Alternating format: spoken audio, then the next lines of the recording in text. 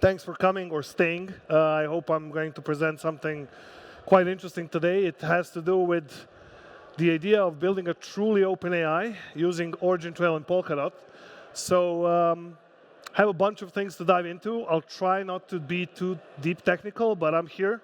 So if you guys are interested in like the details of how things work, just reach out. Let's have a beer.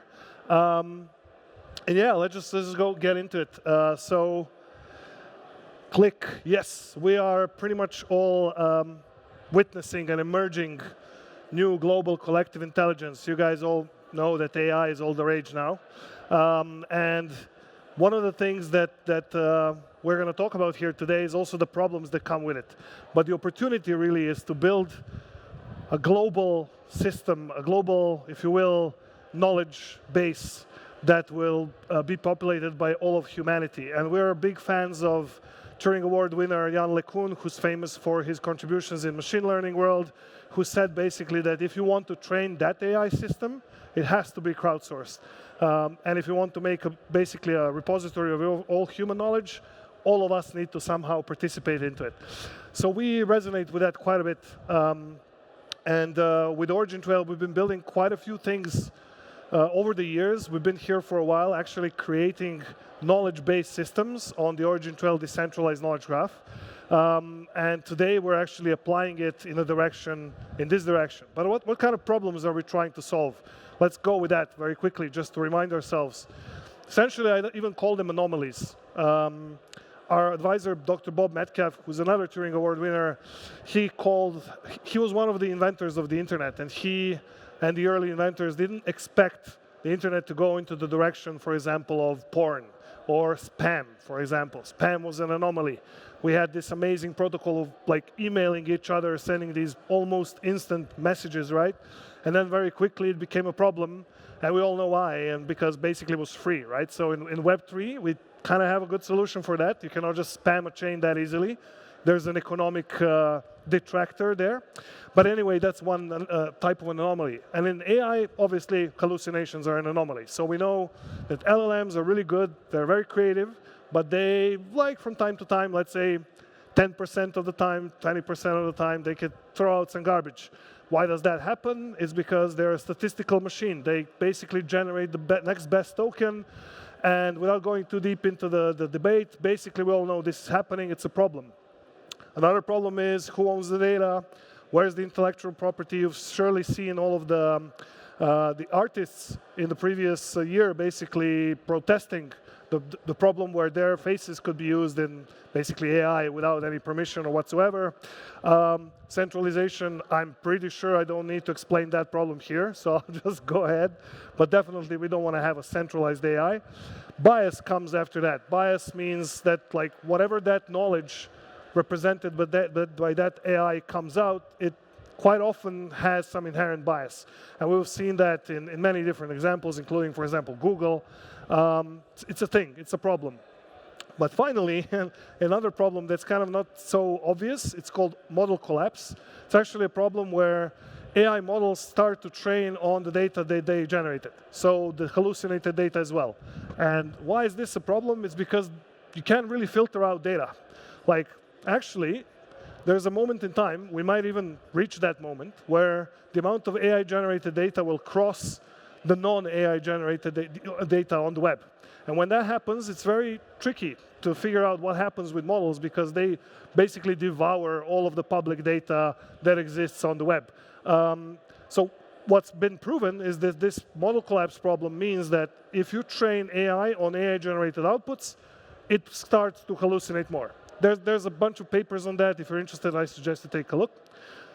So what I'm basically here to say is that this new data is inflationary and that real data, real knowledge, is becoming more and more valuable every day.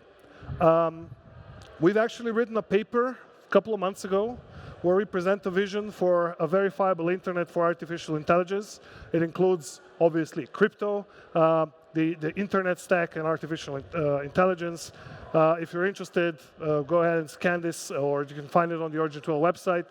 It goes very much into the details, both in terms of the problems, but also in terms of what the solutions are.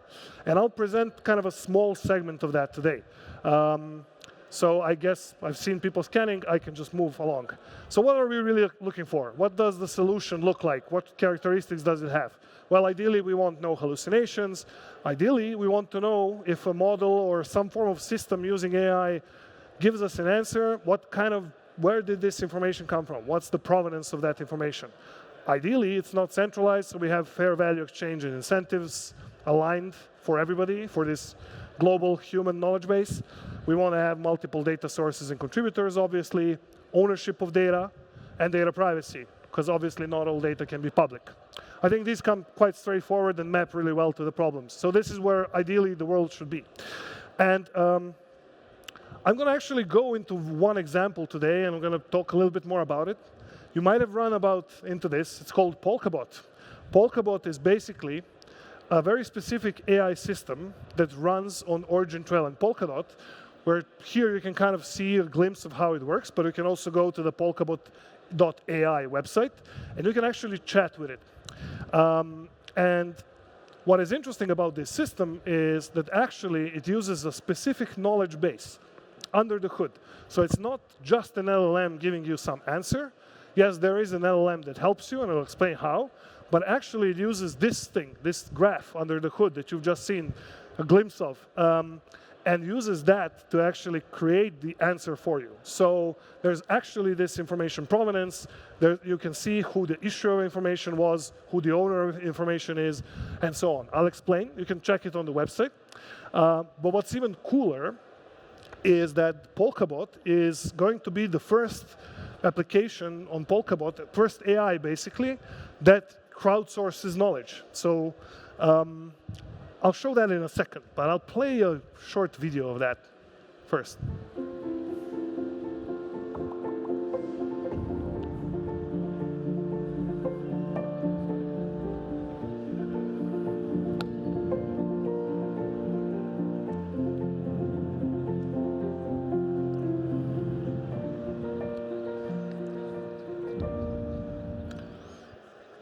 So you might have seen this word IPO, an initial parent offering. Well, what we're actually doing today is we're launching this crowdsourcing system for knowledge for Polkadot. You will be able to participate into this today. And it's called an initial parent offering, which I'll explain in the next couple of slides. And also show you in a very short demo how you can participate in these initial stages of Polkadot. But what does Polkadot really do? How does it work? If you haven't heard about this before, this name, Retrieval Augmented Generation, is kind of all the rage, or RAG. RAG is all the rage, right, in AI. So what's happening here, actually, is that when you interact with such a system like a chatbot that we've seen, but not necessarily a chatbot, it can be other things like agents, you have some UI, basically you ask a question, and it has something called a RAG service. And that service, before it actually sends the question to the AI model, so the AI model kind of gives you a potentially hallucinated answer, it actually goes and does kind of a more classic thing, information retrieval type of thing. It goes and retrieves the relevant information from some data or documents. This is like classic RAG, even though it's quite new, so we cannot really say classic. But basically it goes, fetches that, kind of like Google search, and then feeds it to the model and says, look, use only this information to create an answer. Don't hallucinate. Don't go outside of the boundaries of this. And essentially, this system is growing in adoption all over the place. Pretty much everybody's doing it. All of the enterprises are doing it. It minimizes hallucinations, and there's different varieties of it. What I'm about to present today is actually a decentralized version of that. So it's called Decentralized RAG, or DRAG for short, which basically is another layer above. So you can envision it as a network of RAGs connected in a decentralized knowledge graph. And this network of RAGs is actually leveraging something called graph RAG, rather these sources connected in a graph, so that they assist these queries. These queries become much more powerful for data retrieval. For example, Microsoft just a couple of days ago released a paper on graph RAG. They're advancing it quite a bit. A lot of other companies are doing that. They've actually been the original designers, for example, Google was, of knowledge graphs. So what you're seeing here is basically an open source decentralized version of that. And in this case, you can identify two types of nodes. Nodes of the DKG, the decentralized knowledge graph, at the edge, which might apply or might not apply their own RAG. And then decentralized RAG layer, basically the core network of the DKG that is responsible for these decentralized queries between the nodes. So basically, we have a knowledge graph that's replicated across these nodes, and together with it, a set of models that you can plug in. With using decentralized retrieval augmented generation, basically, we have a neurosymbolic AI system. What does that mean? So neural are these new LLM type of systems, right? They're all neural network-based. Symbolic systems are actually these older AI systems, knowledge graphs, one type of symbolic systems. When you combine them, they kind of solve the problems of each other. Knowledge graphs are very rigid, but very precise. They don't hallucinate, but they will not be creative at all. They're like a database. They will return exactly what's inside. While neural networks, right, they hallucinate, they're creative. And they kind of, when you bundle them together, you can basically get these things sorted quite a bit. So ultimately, as you go up in this hierarchy, you increase verifiability, you increase accuracy, and you increase context because you have more semantics to basically show. So basically, this decentralized knowledge graph, if you haven't seen it before, it's a layer on top of blockchains, so Polkadot being one of them, or rather NeuroWeb. It's an open permissionless network, and I'm going to show you now how we can mine knowledge with it. You retain knowledge ownership when you mine it, and you create these things called knowledge assets. These knowledge assets are actually contained in something called pair nets. They're kind of like parachains, but on the graph. So because, by the way, this graph, you might know this, is not a blockchain. So it runs together with different blockchains and in synergy, and basically combines the power, offloading a lot of state from chain, rather keeping it replicated across the network, and enabling privacy. So you're able to run, for example, a node on your device very soon. And in this device, you can keep your private data, things like verifiable credentials or any other very interesting knowledge that you might want to have. You can run a small model. You can do RAG on it, but you can also offer it to others through DRAG. So let me show you Polkadot. And what do we mean by this? Oh, one slide before that. Yes, the knowledge pair nets I introduced very briefly. So what is the idea of knowledge pair nets, and how do we crowdsource knowledge into pair nets? Well, the idea here is that we all have valuable knowledge to share, and if centralized entities like OpenAI and the likes just scrape it all from us, they get all the value. There's actually so much value that OpenAI lets Apple use it for free by sending it all the data. So basically, the data is enough to pay for OpenAI. It's very valuable. So the knowledge pair nets, the idea here with them, and the first one being launched today, is that they're a specific knowledge graph focused on a topic. So they have basically a section of knowledge assets, AI agents, other services on a specific category. That also involves certain data structures like ontologies. They usually have a pair net operator, and they're incentivized. So what does that mean is you can do knowledge mining. Just like you can do Bitcoin mining with basically giving your hash power to the network and in return getting coins, right, Bitcoins. The idea here is you can do knowledge mining. So you can put knowledge into a pair net, and the pair net will reward you with neuro mining rewards, which is the native token on NeuroWeb, on Polkadot. And so today, I'll actually show you how it can be done very easily on Polkadot, actually via X. So I'm just going to jump out of this presentation and open my X. Yeah, so I hope that you can see that well. So what I'm going to do is I'm going to actually talk with a mining service. This ChatDKG here, that's actually a mining service running on the pair net. And I'm going to send it a link. I'm going to take a Polkadot link basically from the wiki about Jam, the FAQ. I'm going to assign it a wallet, which is one of my wallets. And I'm just going to say this goes for Polkadot. So this is a pair net. And once I do that, and let me just tweet about it. So what's actually happening now under the hood is this pair net. Let me go back to the previous slide. So what I just did is I sent this service on the pair net, this document, and it's actually parsing it. It's scraping, it's creating a knowledge graph out of it under the hood. And this knowledge graph is going to be published in the pair net. My wallet is going to be assigned with this knowledge, the contribution, and basically in the smart contracts on NeuroWeb, it's going to assign a certain amount of neuro for me as a reward. Now, of course, I cannot just take any random bullshit, if you will, and post it because that would make sense. Actually, what this service allows is to apply a certain form of filtering. So, for example, one of the things is not to publish again the same thing, because duplicating things in knowledge graphs doesn't make sense. Actually, by default, they deduplicate these things. But also just in this particular case, the mining also filters for content that is relevant for Polkadot. So what's happening, and it takes a moment because there's a transaction under the hood and the scraping happening, is actually, and I'm expecting to get a reply from it, is this gets created into a knowledge graph. And once it's there, I guess there it is. No, it's not there yet. So what I'm going to get is basically a response. Your knowledge asset has been mined, and you can now go and chat with it. And where can I go chat with it? I can go here. So Polkadot.ai. So this is the interface I've shown you guys previously. I think. No, I still didn't get it. All right. So through this interface, basically you can go and do direct. So while we wait, I can just maybe ask a simple question, like, for example, what is Polkadot? And what is actually happening now is it's retrieving these knowledge assets from the decentralized knowledge graph, and it's generating an AI answer, and it will show me the provenance, so exactly which knowledge assets were used. As you can see here, these are actually the knowledge assets here. There's an answer, obviously. Polkadot is a blockchain project. We all know the answer, sort of, right? And basically what I can open here is I can open these knowledge assets. So if I click on this, I see all of the knowledge that was used to produce this answer. So even going forward, I can open the DKG Explorer and actually dive into this graph.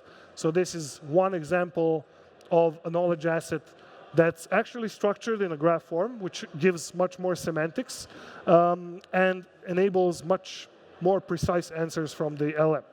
Now, I think, yes, finally, I got a response from ChatDKG. So it actually successfully mined this knowledge asset, and that means now I've actually created a transaction on NeuroWeb and on the DKG without even using a wallet. That's one of the reasons that this is cool here is obviously the knowledge asset will be sent to my wallet, but the point here being is that we make it really easy for anybody to start. We wanted to abstract all of the complexities out of the first iteration and just basically enable anybody to go and do this through Twitter. So we expect that, and you can try this, by the way, so don't expect it to answer in like a second. It will answer in a minute or so. But you can basically go and you can run this command. And it will return, it will basically allow you to mint a knowledge asset. So we can check out the summary of what was mined. So basically I can ask, give me a summary of this link, and it's going to return basically an answer from the DKG with the associated knowledge asset that was just created. And it's taking a moment. I assume maybe my internet is not the best, but in any case, right now you can see that it returns an answer about the jam chain, and it gives me all of the relevant content it found in the DKG, technical information about the jam. So these are basically knowledge assets produced by, and this is the knowledge graph that was just mined. I think I'm almost running out of time, so I'm going to go back to the presentation, continue just explaining this thing to the end. So you can basically do this today. You can go on X, you can get rewards in Neuro, you can run a command like this. Maybe you want to take a photo, or you can go to my Twitter and you can find it. And then you can go and actually test it. You can try Polkadot in action.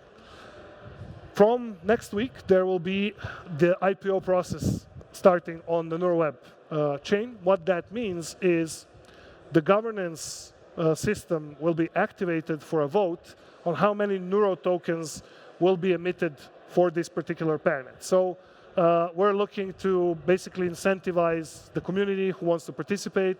If you're a Neuro holder, you can go and participate in that vote, support or not. And just in general, if you're somebody who would like to start an IPO like this, initial parent offering, you can do that on NeuroWeb as well. All you need to do is classic governance proposal, explain what you're looking to create, and if the community supports you, you can get an emission of Neuro to basically populate the decentralized knowledge graph, create your own PairNet and AI applications. But before that, I suggest trying going in mining and collecting rewards, because populating the biggest knowledge bank for Polkadot is what we're trying to do, and crowdsourcing it. And if you find something that we can improve, please let us know. We would love to hear from you. We don't expect the first iteration to be immediately perfect, because nobody really is doing this type of crowdsourcing where multiple parties are involved. We're really pioneering this in the Polkadot ecosystem. So we'd really love your feedback and your contributions. And if you're looking to build something like this, do get in touch. It will be really awesome to hear your thoughts and how we can improve it. And basically, that's all for me for today. Thanks, everybody. Have some room for questions if you want to add some.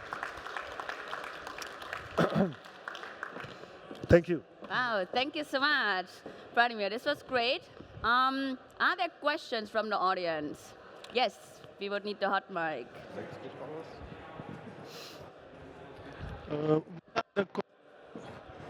Yeah, should work. What are approximately the costs for mining the knowledge on the network? You mean in terms of tokens? Yeah. Yeah, so essentially 2 tokens are being used. Neuro token for transaction fees. Transaction fees on Neuro are pretty low, order of magnitude of under 1 cent. And the track token, which is the decentralized knowledge graph token, it's measured in terms of size. So the bigger the knowledge asset, the more it costs, basically. But roughly in the order of magnitude of 50 cents-ish on a website, let's say on average. Now that is in current iteration, version 6. And it obviously depends on the market. But we're actually launching a version 8 in the next coming months, which will increase scalability at least 100-fold. So we expect the cost to go down actually quite a bit. Okay, thanks. And does it also mean that the user of the information needs also to pay for retrieving or using the information? That's a very good question. The short answer is yes and no. The longer answer, and I guess I can spend a minute on this, is it depends on the context. For example, what you've seen now is for free. I can chat with Polkadot because a paranet operator, which is us in this case, is offering this as a service. And by the way, during knowledge mining, the paranet operator also gets a percentage of the rewards, which is, in this case, we're going to propose 10%. So in a way, you can basically fund your operation. But it can also have a very nice, interesting other scenario, which is a knowledge marketplace scenario. Imagine running basically a node of the knowledge graph, an edge node, on your phone or laptop or server or whatever, which has some private knowledge that you want to monetize. So a query that would come into the node would actually request, let's say, a certain number of tokens to be spent. So you can actually monetize your knowledge. And what does that mean? Well, basically send a packet to some other node on the network in exchange for tokens. And we've been actually building this for quite some time. So version 8 is going to bring this feature, ultimately enabling somebody to sell some alpha, or if you will, in whatever context that would be. Thank you. Thank you. Amazing. Yeah. One more question here. This marketplace you just mentioned, will this be built by you guys? Or do you expect third parties to build the marketplace?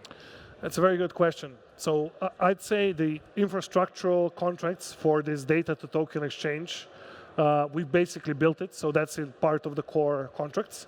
While the actual marketplaces in terms of UIs and tools that can be built, we expect also other parties to build. But it's not that we won't be contributing to it. So we expect, in a way, both scenarios to happen.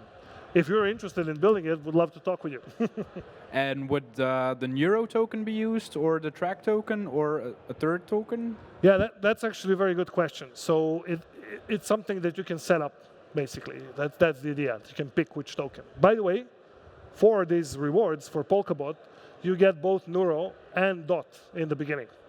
So just so you know, you can earn some DOT as well. I forgot to mention that. And then use them through Polkadot Pay card later on. Yeah, why not? Why not? Of course. Why not? Okay, great talk. Thank you. Thank you. One more high-level question from my side, because you are also really building deep on the AI side. DAGI, the new narrative, right? It was discussed a lot throughout the last week here at ETC. Decentralized artificial general intelligence, which is more to create actually these AIs, give them more cognitive power, also about to combine a lot of the AI tech stack that we are building in the space. How do you see this advancing? And from your Origintrail is a very important component to actually build a whole DAGI ecosystem. What's your point of view, your personal insights, and what is Origintrail to do to push it forward? It's a very interesting question. I can speak about it for a long time, but I'll try to be brief. So what we think is LLMs are just a piece of it. They're a service that are very useful. Blockchains as well, because they provide the root for verifiability and trust. Yep. Knowledge graphs and similar symbolic systems are another one that is very, very important. And together in this stack, potentially with additional things as they get discovered, we have a chance of getting to AGI. Some things that we're seeing, for example, is a lot of people are looking real-time data integration.